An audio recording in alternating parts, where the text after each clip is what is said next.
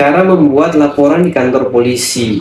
Nah, berbicara tentang laporan ke pihak kepolisian, itu mengacu pada Undang-Undang Nomor 8 Tahun 1981. Nah, itu tepatnya di pasal 1 angka 24.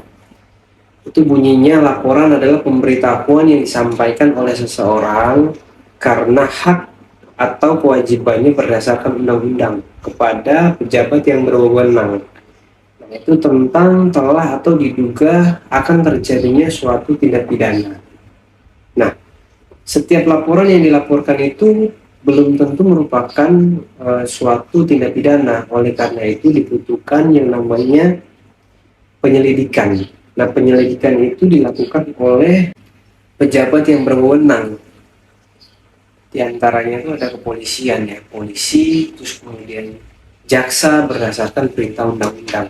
Itu teman-teman. Nah, prosesnya itu kalau misalnya teman-teman mau membuat laporan polisi, yang harus teman-teman siapkan itu adalah alat bukti.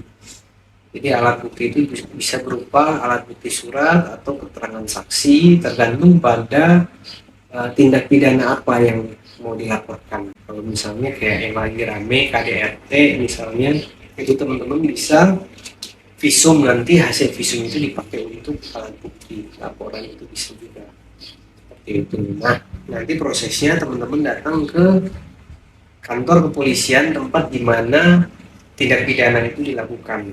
Nanti di situ teman-teman bisa cari sentral pelayanan kepolisian terpadu atau SPKT.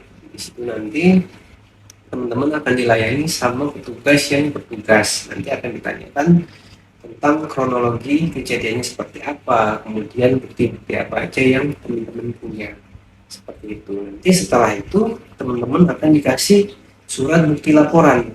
Nah, dari surat bukti laporan itu nanti teman-teman akan diarahkan untuk bertemu dengan penyidik. Ya, untuk penyidiknya itu nanti diarahkan tergantung dari tindak pidana apa yang mau dilaporkan. Misalnya tindak pidananya itu tindak pidana umum, nanti teman-teman akan diarahkan ke penyidik yang biasanya menangani perkara tindak pidana umum. Nah, sebaliknya juga kalau misalnya penyidiknya kasus yang dilaporkan itu tindak pidana khusus, maka diarahkan ke penyidik yang biasa menangani kasus tindak pidana khusus atau khusus. Setelah bertemu dengan penyidik, nanti teman-teman akan di BAP ya, berita acara pidana, dibuatkan BAP.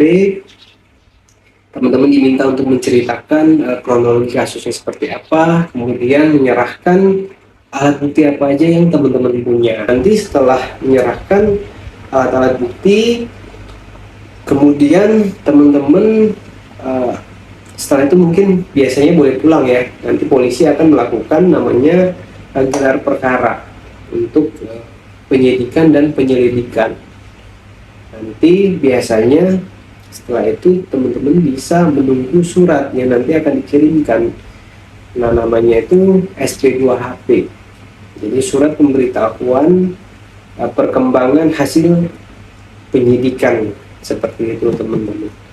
Jadi kalau misalnya ada suatu tindak pidana, teman-teman bisa laporkan ke pihak kepolisian dengan prosesnya seperti yang tadi. Semoga bermanfaat.